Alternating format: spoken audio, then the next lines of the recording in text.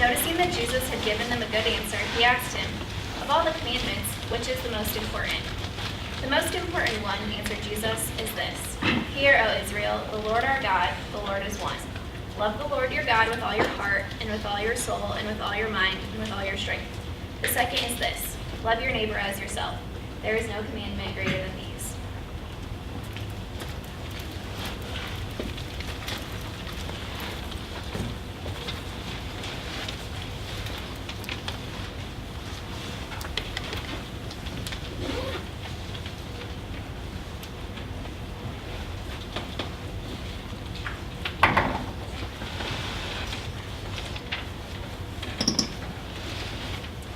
Hello everyone, thank you for coming tonight.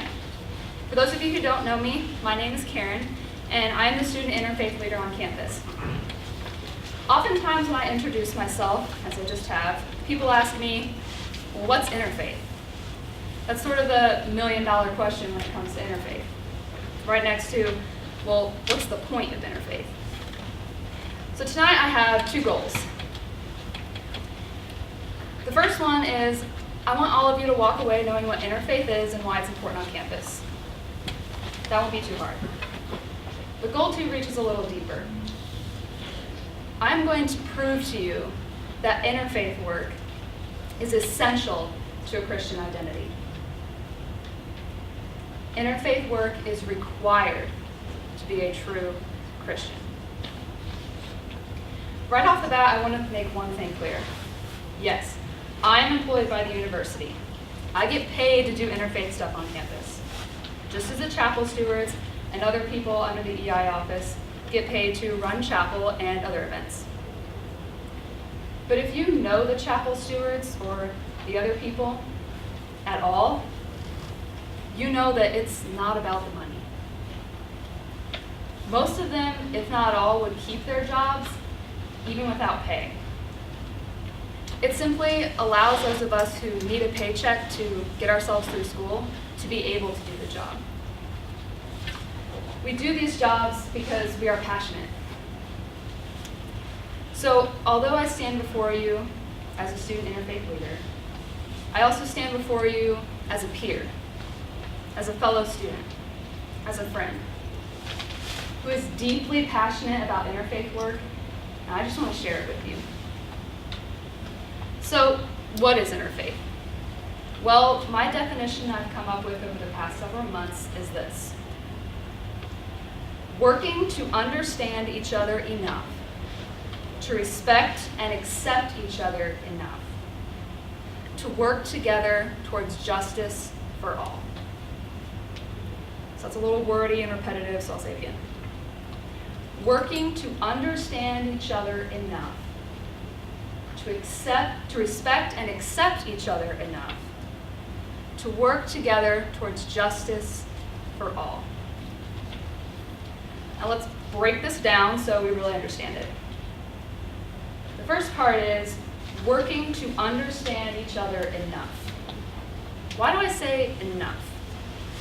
Well, I say it because there are going to be things about other people that we will never understand. I will never understand why Rose didn't just... It's gone. My joke is ruined. There's supposed to be a picture of Rose and Jack on the headboard. If only she's having it, I was going to say she should have shared it. I will never understand why she didn't share it. Anyways, okay. Moving on. But we may also never understand why some people feel that God wants them to dress a certain way. We may never understand why some people feel they need to fast in order to connect with God. We may never understand why some people worship nature. We may never understand why some people feel there is no God. And although there is a lot that we may never understand, there's so much that we would understand if we just took the time to listen. If we take the time to listen to people who think and practice differently than we do, then we can begin to respect and accept them. Except is especially important to this definition. Mere tolerance will not bring us to a place of peace. Think about this in your own families. When you and your siblings or your parents are tolerating each other, is it really all that peaceful at home? Or is there still that underlying tension that someone's in the wrong? Now think about the same situation, but when you've truly decided to just agree to disagree. I know at my house, we tend to be much more peaceful when we've done this. When we've listened to each other and understand where the other person is coming from, even if we disagree.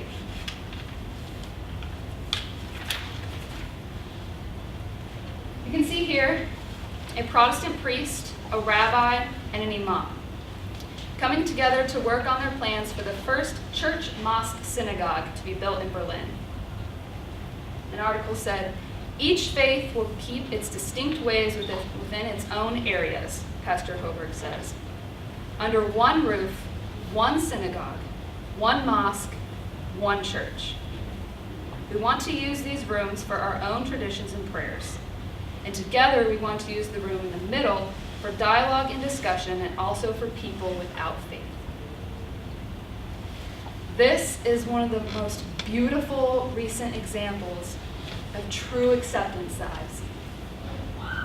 The leaders of 3 different faiths have decided that they have had enough of the hate, the murder in the name of religion, the mere separation between people of faith.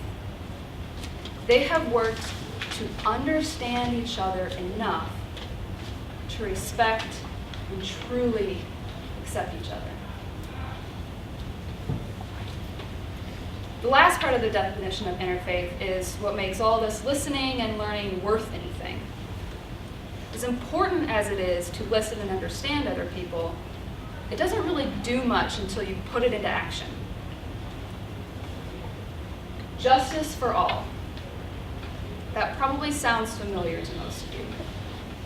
We said it in school every day for 12 years. But have you ever stopped to think about what it really means? There is an abundance of injustice in the world. There are millions of people trying to escape persecution right now. There are more than 30 million slaves in the world, more than any other time in history. Areas of Africa are experiencing genocide by the hands of children. Walls within cities divide and separate people. Unfortunately, much of this is in the name of religion. And it has to be stopped. For those of you who attended the Interfaith event with Pastor Darren Shiddick, you will remember him talking about the hugging sin, whose name I'm not going to try to pronounce. He told of how she was once asking God why he let so many people suffer, why he allowed for these terrible things to happen in the world. And she heard, as clear as ever, a voice say, "Why do you think it's me that has done these things? And how do you think I feel that some of my children are leaving my other children out in the cold?" She also said, "One day it dawned on me. If it's God's job to take care of the needy, it's my job too." Justice for all. All does not mean Americans only. All does not mean Christians only. All means justice for all of God's children. So I hope that gives you a little synopsis of what interfaith is and why it's important. So now, I'm going to prove to you that interfaith work is required, not optional, required to be a true Christian. I'll start with the most basic example. Who did Jesus spend his time with? People like him? Of course not. We all know he spent his time with sinners and criminals. Mark 2:13 through 17 says, "Once again Jesus went out beside the lake. A large crowd came to him, and he began to teach them. As he walked along, he saw Levi, son of Alphaeus, sitting at the tax collector's booth. 'Follow me,' Jesus told him, and Levi got up and followed him. While Jesus was having dinner at Levi's house, many tax collectors and sinners were eating with him and his disciples, for there were many who followed him. When the teachers of the law, who were Pharisees, saw him eating with the sinners and tax collectors, they asked his disciples, 'Why does he eat with sinners and tax collectors?' Not hearing this, Jesus said to them, 'It is not the healthy who need a doctor, but the sick. I have not come to call the righteous, but sinners.'" I want to make one thing clear. I do not believe that people who think differently than me are inherently sinners. But working with people who we disagree with is also not wrong or anti-Christian. In fact, if the goal is to live as Jesus did, then working with and learning from people of different beliefs is indeed essential to true Christianity. Acts 10:27 through 28 and 34 say, "Peter went inside and found a large gathering of people. He said to them, 'You are well aware that it is against our law for a Jew to associate with a Gentile or visit him. But God has shown me that I should not call any man impure or unclean.' Then Peter began to speak. 'I now realize how true it is that God does not show favoritism, but accepts men from every nation who fear him and do what is right.'" 1 Corinthians 12:14 through 20 says, "Now the body is not made up of one part, but of many. If the foot should say, 'Because I am not a hand, I do not belong to the body,' it would not for that reason cease to be part of the body. If the whole body were an eye, where would the sense of hearing be? If the whole body were an ear, where would the sense of smell be? But in fact, God has arranged the parts in the body, every one of them, just as he wanted them to be. As it is, there are many parts, but one body." Again, God wants us to know that although his children may appear very different from each other, we are all still his children. And we must work together or we lose part of our function. We cannot be fully functional. We cannot be fully with God unless we work together. Mark 12:28 through 31 says, "One of the teachers of the law came and heard them debating.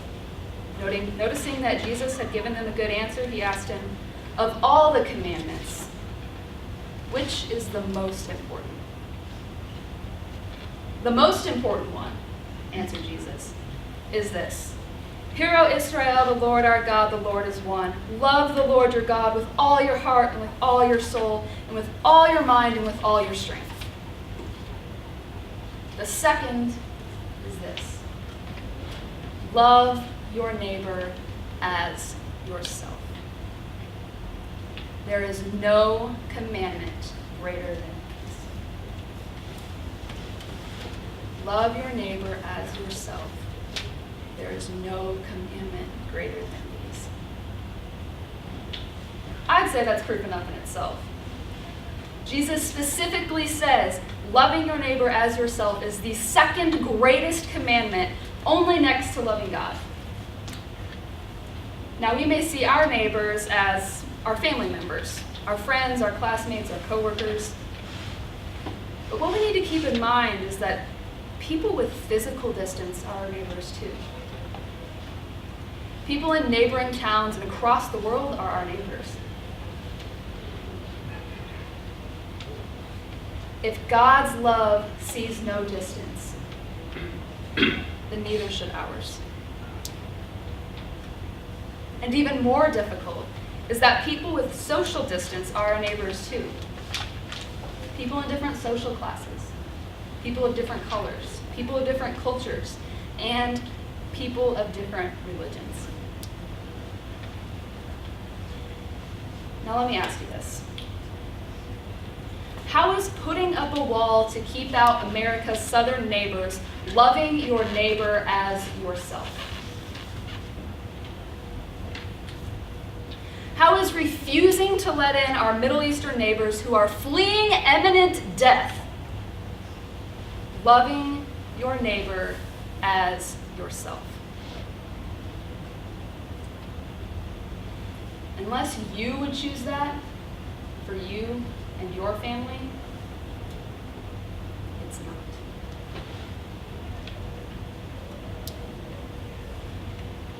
My last excerpt I want to read is taken from, in my opinion, one of the greatest books ever written. It's called The Shack. It's about a man whose 6-year-old daughter is kidnapped and brutally murdered, and God appears to him in some pretty unique ways to help him heal and mend his relationship with God. In chapter 13, Jesus is talking to the man, whose name is Mac, about what God's role is and what Mac's role is in life. And Jesus says something to Mac, and when he says I or me, he's referring to God as the Trinity.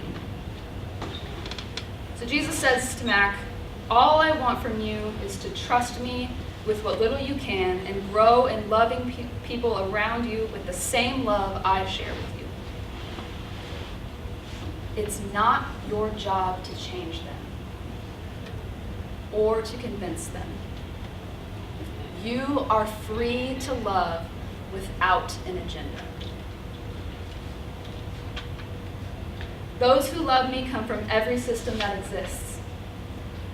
They were Buddhists or Mormons, Baptists or Muslims, Democrats, Republicans, and many who don't vote or are not part of any Sunday morning or religious institutions. I have followers who are murderers, and many who are self-righteous. Some are bankers and bookies, Americans and Iraqis, Jews and Palestinians. I have no desire to make them Christian, but I do want to join them in their transformation into sons and daughters of my Father, into my brothers and sisters, into my beloved. And Max says, does that mean that all roads will lead to you? And Jesus says, not at all. Most roads don't lead anywhere. But what it does mean is that I will travel any road to find you. Eboo Patel, a Muslim and founder of Interfaith Youth Corps, said, to see the other side, to defend another people, not despite your tradition, but because of it, is the heart of pluralism. I want to make it clear that I'm not asking you to put aside your Christian stuff and open up to other people. I'm asking you to open up to other people because it is your Christian stuff. And interfaith doesn't have to be some grand cause. It doesn't even have to be through a campus group. Interfaith work can be as simple as Googling a religion different from yours and reading about it. It could be going to a church, mosque, synagogue, or other place of worship with a friend. Or most importantly, learning about relevant causes and standing up for them. Because that is the core of true Christianhood. So to wrap things up, I want to share something personal. I have to give a very big thank you to my mother, who is sitting over there. She taught me something when I was little that becomes so ingrained in my mind that I think it's a large part of why I'm so passionate about this work. And I didn't realize it until very recently. As children often do, I used to ask my mom all the time, why? It drove her nuts. Why is that person wearing a funny hat? Why can't that kid in my class celebrate Christmas? Why do Grandma and Grandpa go to a different church than us? And rather than telling me, well, we're right and we're wrong, but we still gotta be nice to them. My mom would always respond this way. Not good or bad, just different. I can't tell you how many times she told me that. And I think it's a really great lesson for all of us.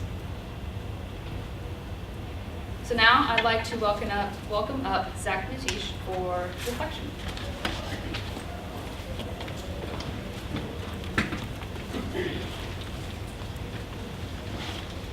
Hello, my name is Zach. And Caryn, a good friend, invited me here to lead us all in reflection. She asked me to talk about what it's like being a Muslim in a predominantly Christian community, and what steps we can take to create a more welcoming environment. Well, the way I see it, you got a Muslim standing under a big cross talking to a bunch of Christians, so I'd say that's a good first step. And I think Caryn did a really, really great job of setting us up for the types of dialogue and the types of engagement we can pursue. She gave us some important tools that we can work with. I did prepare something, but a lot of it would be repeating what Caryn already said. So I think I'll just add one thing and leave that with you for reflection. And that's the idea of self-reflexivity. It's the idea of being self-critical and looking at ourselves. It is the idea that we have to recognize that power is real and that our very existences are political.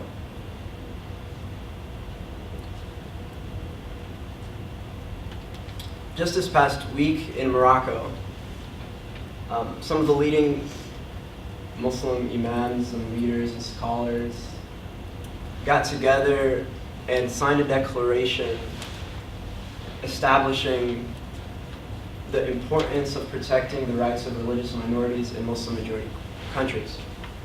And so what they did was they recognized their Muslim privilege in those societies. They recognized that they live in a society where Muslims hold what we might call invisible power, that they're able to cash in every day. And people who are not Muslim may not be afforded that privilege. And so they recognized their Muslim privilege and they acted on it and they tried to correct it. And so the idea I leave you with is, what privileges do you carry with you? What invisible privileges do you have as a Christian, if you're Christian? As being white, if you're white? As being a male, if you're male?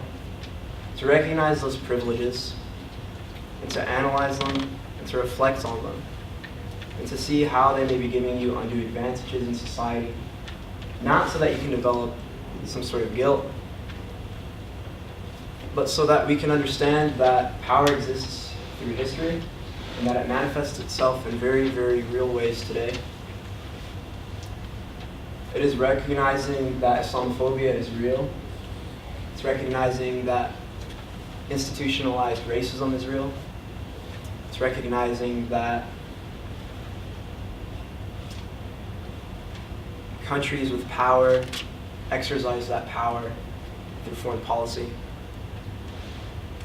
And then asking yourself what you can do about it. Again, the goal is not so that you feel guilty, but the goal is so that we can create an environment that is wholesome. And then finally, I'll end with the idea that we can talk about us and you, us and them. We can demarcate an other. But I think that's problematic. I think for it to take seriously the notion, it was up on the slides, that you ought to love for your neighbor and to want for your neighbor what you want for yourself. If you're to take serious the idea this is from a Muslim tradition in which the Prophet Muhammad was sitting with some of his companions, and a Jewish funeral procession passed by, and the Prophet Muhammad stood up out of respect. And his companions asked him, "O Prophet of God, do you not know that these are the Jews that reject your message and your prophethood?" And he looked at them as if they'd missed the entire point. He said, "But is he not a human being?" And so I think we have to be careful when we talk about respecting one another, so that we don't create that binary of us and them, but that we recognize that we're fundamentally the same, even if we have differences like Caryn talked about that we need to respect and honor. That's all I've got. I hope that's something worthy to reflect upon, and I really appreciate the opportunity to talk to all of you.